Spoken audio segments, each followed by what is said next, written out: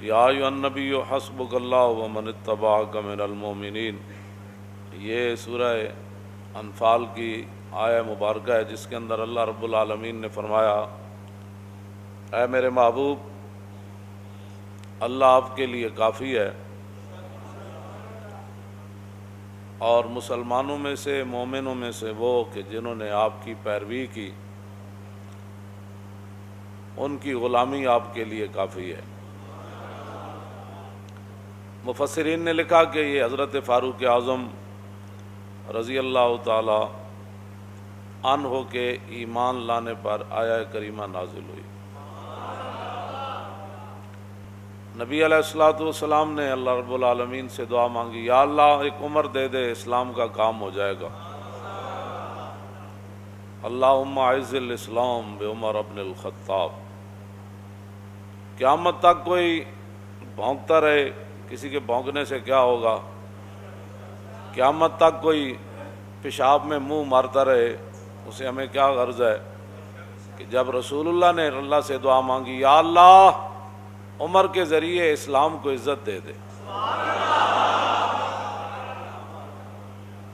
ما فشاند نور وساگ آؤ آؤ کند، ہر کسے بر خلقت خود می دند۔ پوری دنیا اور زمین آسمان اور کائنات کا ہر ذرہ حضرت عمر کو جانتا ہے، ان کی غلامی کو بھی جانتا ہے، رسول اللہ کے ساتھ وفاداری کو بھی جانتا ہے، اور رسول اللہ کے دین کا جو انہوں نے کام کیا ساری دنیا جانتی ہے، پہاڑ بھی جانتے ہیں، اور جو حیوان ہے وہ بھی جانتے ہیں۔ جب فاروق اعظم رضی اللہ تعالیٰ عنہ کو لولو نے دو دھاری خنجر جو ہے زہر سے بجھا ہوا، زہر آلود، حضرت عمر پر دوران نماز، آپ نے اللہ اکبر فرمایا یا نہیں؟ صحابہ اس بارے میں واضح طور پر یہ بات ارشاد نہ فرما سکے کہ حضرت عمر نے اللہ اکبر فرمائی یا ابھی ہاتھ ہی اٹھائے تھے تو اس نے آپ پر حملہ کر دیا دوران نماز، تو آپ کا جسم مبارک جو ہے وہ کٹ گیا اور آپ مصلی رسول کے ساتھ ہی گر پڑے۔ تو بعد میں صحابہ پھر ایک حکیم کے پاس گئے، آپ کے علاج کے لیے دور دراز اسے لینے کے لیے گئے کہ بھئی آپ آئیں حضرت عمر کا علاج کریں۔ جب وہ حکیم صاحب صحابہ کے ساتھ آ رہے تھے تو راستے میں کہنے لگے، میں واپس جا رہا ہوں، حضرت عمر کا تو وصال ہو گیا ہے۔ وہ کہنے لگے، آپ کو کیسے پتا؟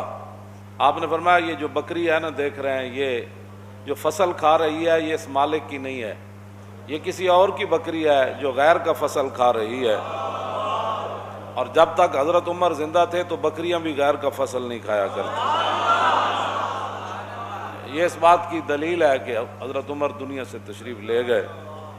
تو جو لوگ بے نماز ہیں، اور بے نماز بھی اس طرح ہیں کہ وہ جماعت کو کوئی اہمیت نہیں دیتے،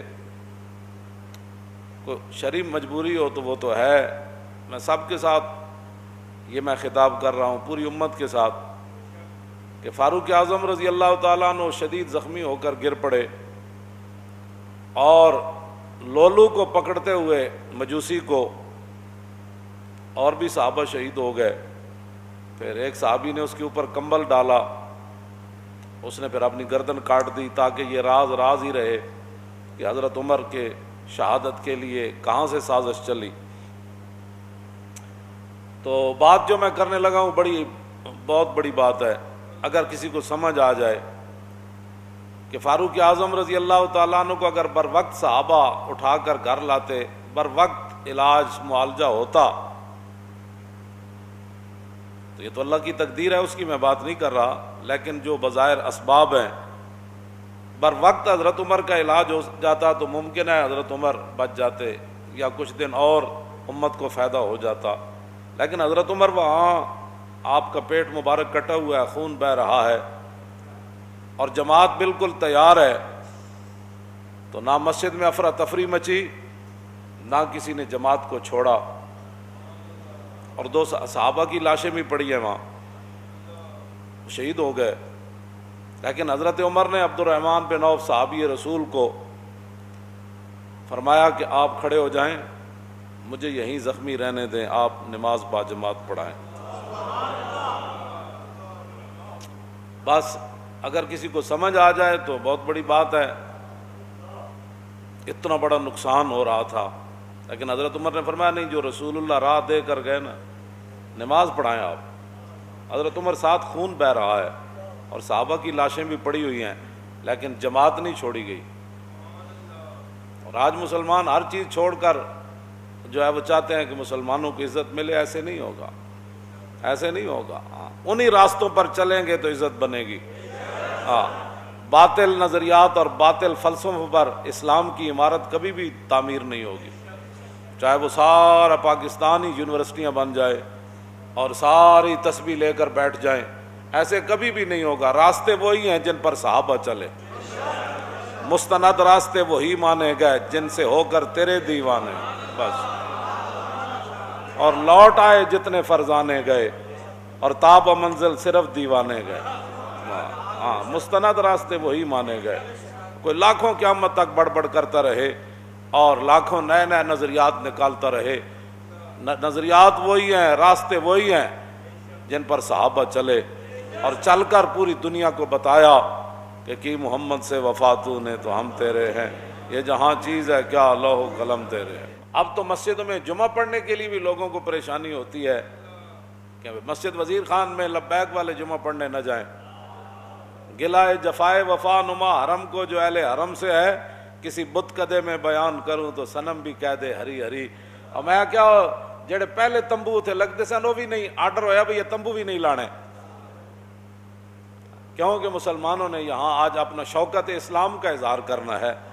ہاں جی، اقبال کہندا شکوہ عید کا منکر نہیں ہوں میں، مگر قبول ہے فقط مرد حر کی تکبیریں۔ اقبال کہندا میں عید اجتماع دا میں منکر نہیں، لیکن اللہ اکبر بھی جنیاں دی قبول ہوندی۔ ہاں جی، جڑا اقبال مڑ مڑ کہندا اے حلقہ درویشاں او وہ مرد خدا کیسا، او حلقہ درویشاں او وہ مرد خدا کیسا، او جس کے گریباں میں ہنگامہ رستا خیز، جو ذکر کی گرمی سے شمع کی طرح روشن۔ اقبال کلندر لاہوری ایویں نہیں گل کیتی۔ دسو یہ ٹرمپ نو بھی اگر گل پتہ لگے نا کہ مسلمان جمعہ پڑھن جا رہے سن تے سرکاری سطح تے جڑے تمبو لگتے سن وہ بھی روک دیتے گئے، تے ٹرمپ کہے گا اسی بھی اسلام دے اتنے دشمن کوئی نہ، اسی تانوں اپنے چرچ دیتے نمازاں پڑھن واسطے اور تسی اپنی مسجداں میں نمازاں پڑھن تو روک دیو۔ اوتھے کوئی جناب کوئی ہنگامے تے نہیں سن ہو رہا ہے، نہ کوئی تے بات ہو رہی سی۔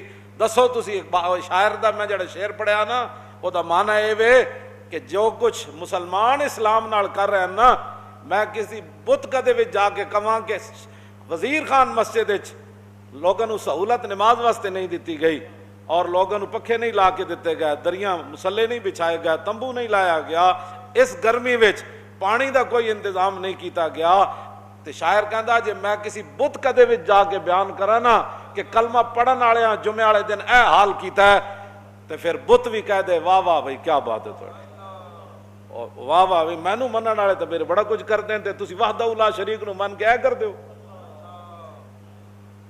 بہرحال اپنے آپ امت مسلمہ جب تک نہیں بدلے گی ایسے ذلیل برباد ہوتی رہے گی۔ راستے وہی ہیں جن پر حضور کے غلام چلے۔